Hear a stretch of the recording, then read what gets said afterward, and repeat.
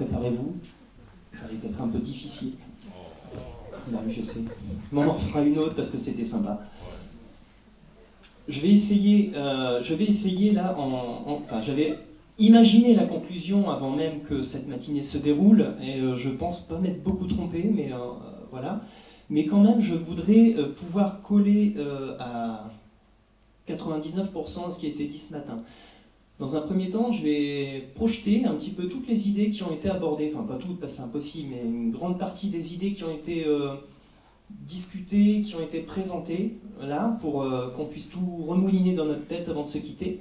Et après, je ferai une dernière petite partie où je me posais la question, et je vois que c'était vraiment au centre de cette matinée, est-ce qu'on peut dissocier la pensée éthique et la pensée sur la bientraitance? Et en fait, c'est la question que je me suis posée, moi, en co-organisant avec Isabelle Bourboulou cette matinée, et on voit à quel point les liens sont extrêmement proches. Enfin, voilà. On va voir ça un petit peu pour conclure cette matinée. Voilà.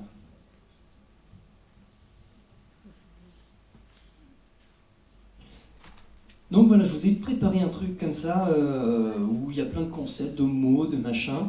En fait, pour moi, ce qui résumerait en un mot, hein, c'est dur de résumer en un mot tout ce qui a été dit, mais c'est ce qui se trouve à gauche, ce serait la notion de respect. Au travers de la bientraitance, au final, ce qui me semble être vraiment central, c'est cette notion de respect. On en parle depuis le début, le mot est venu plusieurs fois durant toute la matinée, et en fait, elle va se décliner sur plein d'autres sous-aspects. Il va y avoir le respect de l'histoire de la personne. Alors ça, c'est vrai que j'avais imaginé le mettre tout en haut, tout de suite d'emblée, parce qu'on a parlé d'accueil tout de suite dans la journée, ce qui a été repris très bien par Eric aussi. L'histoire de la personne, donc c'est son histoire de vie, c'est son parcours, c'est l'accueil, parce que l'accueil fait partie du parcours, mais c'est aussi les proches. Je l'ai mis là, les proches. On peut le mettre ailleurs, mais en tout cas, voilà. Respecter l'histoire de la personne. On a parlé de la communication aussi, beaucoup la communication. Donc voilà, respecter la communication, donc c'est une communication ajustée à la personne. Et bien c'est la dernière question, voilà, ouais, super, on a bien fait de travailler tout ça avec Jimmy et toi, franchement c'est top.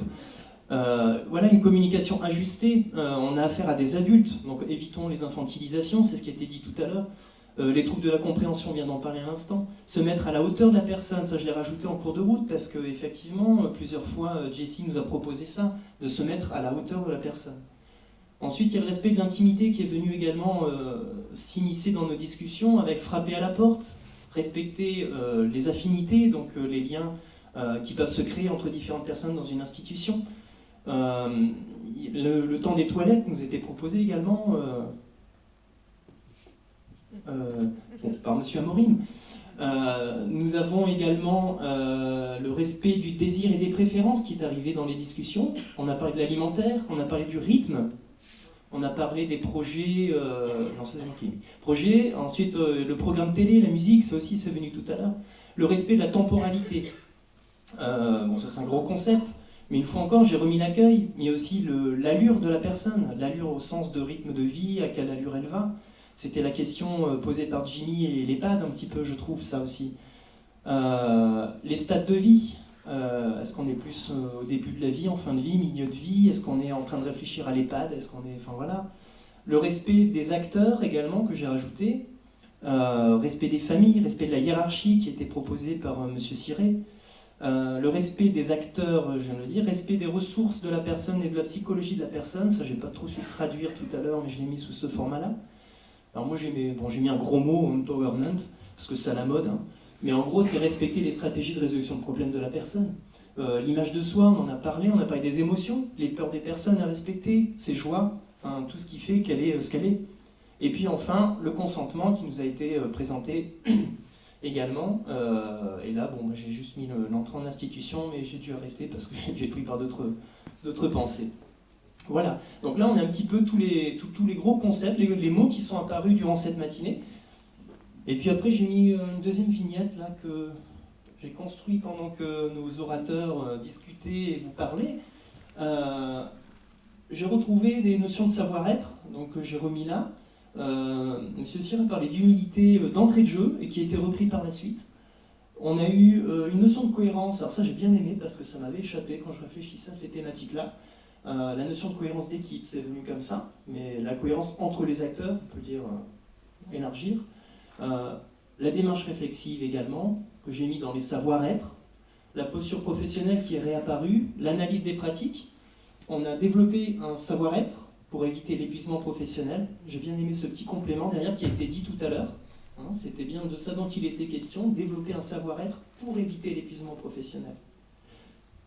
Et j'ai adoré, parce que j'ai eu état d'esprit qui est apparu dans 2 communications ce matin, et je me suis dit, mais en fait, ça c'est top. C'est pour ça que j'ai souligné, je ne sais pas ce qu'on va en faire, je ne sais pas ce que ça va devenir, mais en tout cas, effectivement, ce qu'il faut changer, c'est un état d'esprit, plus que de savoir-faire, c'est l'état d'esprit. J'ai trouvé ces 2 interventions intéressantes, je crois que c'est Eric et Ludovic Siré qui ont parlé d'état d'esprit de mémoire.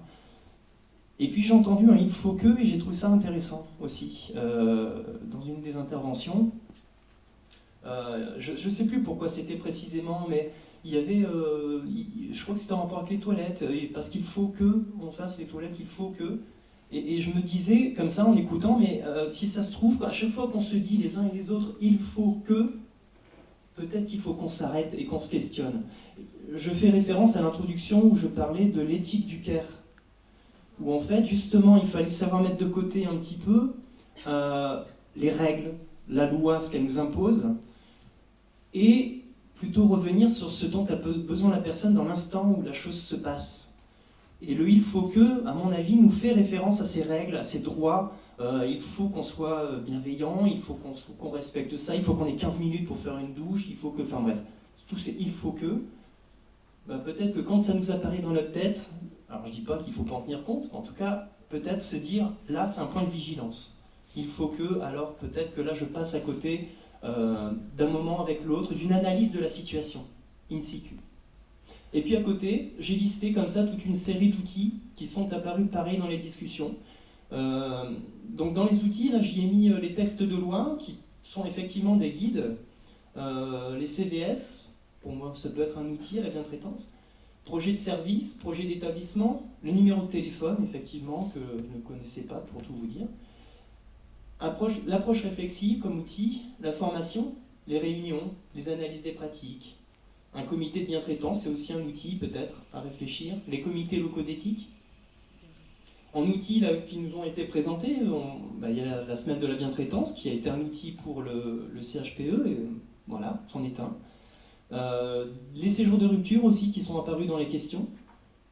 Pour moi, ça peut être un outil de bientraitance, et pas un aveu d'échec ou un aveu de quelque chose qui soit négatif. Bien au contraire, ça fait partie d'un accompagnement personnalisé. Le livret bientraitance, qui peut être un outil, un bulletin d'information, comme nous l'a proposé le CCAS de Limoges. Le temps est un outil. Je reste psychologue, des fois il m'arrive des pensées un peu tordues, mais en même temps c'est poétique, c'est beau, non?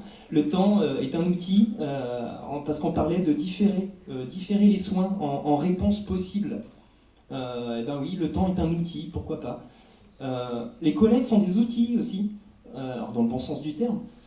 Quand on parlait de... Quand ça marche pas avec un résident, on peut tout à fait dire ça marche pas ce matin avec moi, ça marchera peut-être cet après-midi avec le collègue. Et puis il y a eu l'histoire de la triangulaire aussi, le résident soignant famille, qui peut être considéré pourquoi pas comme un outil de bientraitance. Voilà pour le gros brainstorming. Et finalement, on a parlé de beaucoup de choses ce matin. Donc j'en viens à ma question. Peut-on dissocier la pensée autour de la bientraitance et la pensée éthique ? Au vu de ce qui s'est passé, de tous les échanges de ce matin, pour l'instant, ma réponse, elle est plutôt non, mais en fait, j'en sais rien. Aujourd'hui, en bioéthique, et vous allez voir, ça va peut-être faire écho, avec des mots peut-être légèrement différents. Aujourd'hui, les réflexions en bioéthique s'appuient essentiellement sur 4 grands principes. Donc là, on est dans l'éthique. La bienfaisance, on ne parle pas de bientraitance nécessairement, on parle de bienfaisance, de non-malfaisance, et à un moment, si j'avais été interpellé personnellement sur certaines de vos questions, je pense que je serais allé sur ce terrain-là de la non-malfaisance. C'est-à-dire que des fois, oui, on ne peut pas être bientraitant. Par rapport à ce que tu disais, Jules, c'est complètement vrai. Et des fois, il faut poser un nom, ça c'est clair, c'est même structurant le nom. Mais après, il y a eu d'autres questions un peu moins claires, où on ne savait pas trop, c'était peut-être la situation de Clara, effectivement. où finalement, il faut être non malfaisant, sans forcément parler de bientraitance. Ensuite, le principe d'autonomie, et puis le principe de justice. Quand on lit sur la bientraitance, le but ultime, enfin un des buts ultimes de la bientraitance, c'est d'amener l'autre à être plus autonome. Donc vous voyez, on retrouve encore là une pierre d'achoppement entre les deux concepts, ou les deux approches. Et la notion de justice qui est fondamentalement partout de toute façon. La bienfaisance, ce serait faire ce qui est avantageux pour la personne. C'est une action qui va dans le sens du bien, faire. L'objectif étant l'amélioration ou la préservation du bien-être de la personne. J'ai mis bien entre guillemets parce qu'à partir du moment où on parle de bien, ça évoque les questions autour du bien et du mal, donc sur des questions de morale. Donc si on va sur les questions de morale, forcément, on va aller sur des choses extrêmement subjectives. Le bien des uns et pas forcément le bien des autres. La non-malfaisance, si les actions professionnelles envisagées présentent une balance bénéfice-risque incertaine, on en parlait tout à l'heure de cette fameuse balance. Alors, si les actions professionnelles envisagées présentent une balance bénéfice-risque incertaine, alors peut-être vaut-il mieux s'abstenir intentionnellement d'agir. Mais intentionnellement, savoir ce qu'on fait, ça aussi ça a été dit par nos intervenants. Au moins ne pas nuire. L'autonomie, c'est la liberté individuelle d'avoir des préférences propres à soi. Cela suppose une capacité à analyser ses désirs, ses aspirations personnelles, une capacité à juger de ce qui est bon pour soi. Effectivement, on est dans nos limites. Tous, ici, là, je pense, avec nos populations, on est dans nos limites.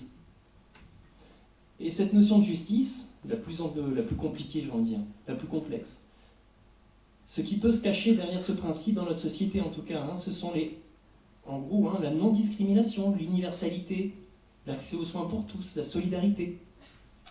Ce principe peut provoquer énormément de tensions éthiques. Je pense que c'est celui qui pose à la limite le plus de problèmes. C'est pas juste qu'on passe 1 heure à s'occuper d'un résident pour le laver alors qu'on a un groupe à gérer. Ça, c'est l'argument massu et qui est un excellent argument, qui doit nécessiter une grande réflexion. La notion de justice, c'est très compliqué. C'est celle qui, à mon avis, génère le plus de tension. Qu'est-ce qui est juste de faire en situation?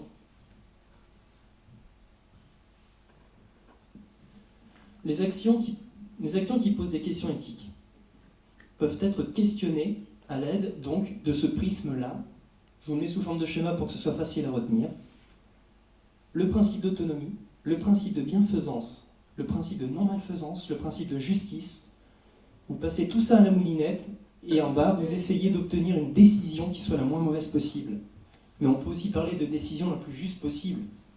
Nous, dans notre comité, on va plutôt parler, à l'heure actuelle, ça évoluera peut-être, mais aujourd'hui, nous parlons de décisions souhaitables, acceptables ou inacceptables. Toutes les décisions qui sont prises sur le terrain, finalement, dans l'action, devraient être, d'après la bioéthique d'aujourd'hui, toutes les actions devraient être questionnées au travers du principe d'autonomie, de bienfaisance, non-malfaisance et justice. Ce serait un minima.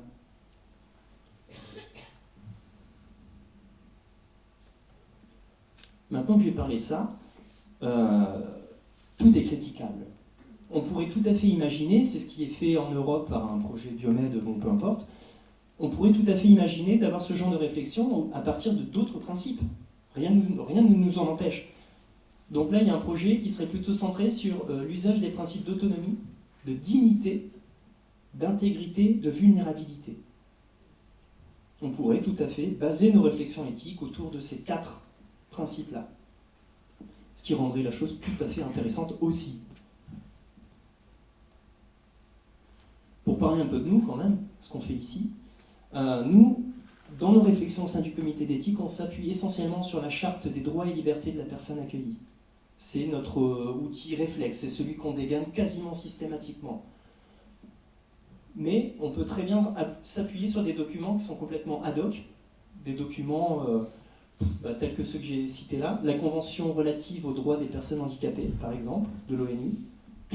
On l'a déjà fait, on a déjà utilisé ce document-là. La charte des droits et libertés de la personne en situation de handicap ou de dépendance, c'est un outil qui pourrait tout à fait guider nos réflexions. Et au démarrage du comité d'éthique, qui date maintenant de quelques années, 2015 je dirais, on s'est déjà appuyé sur la déclaration des droits sexuels. Ça, c'est pour des questions plutôt spécifiquement autour de la sexualité. Bref, tout ça pour dire qu'on peut s'appuyer sur différents documents pour mener des réflexions sur des situations complexes qui se passent sur le terrain. Et on peut passer ça à la moulinette, en équipe pluriprofessionnelle, quand vraiment les tensions éthiques sont trop fortes sur le terrain. L'idée aussi, c'est de dépassionner certains conflits qui peuvent apparaître sur les terrains, dans vos services. L'idée, voilà, c'est de pouvoir réfléchir à ça, vraiment en torturant un peu la situation au travers de grands principes.